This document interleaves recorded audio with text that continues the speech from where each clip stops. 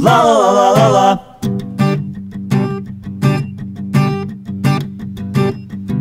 If I could be a squirrel monkey, I'd never touch that forest floor, 'cause it'd be dark, wet and kinda grody. These tree frogs and ants would like it more. Man, I could live down by the equator. The air would be nice and warm, unless the rainforests aren't tropical anymore. Yeah, I'd make a friend with a harpy eagle. We'd talk all night with a blue macaw. He'd tell us stories of this woolly possum who might barely hits at all.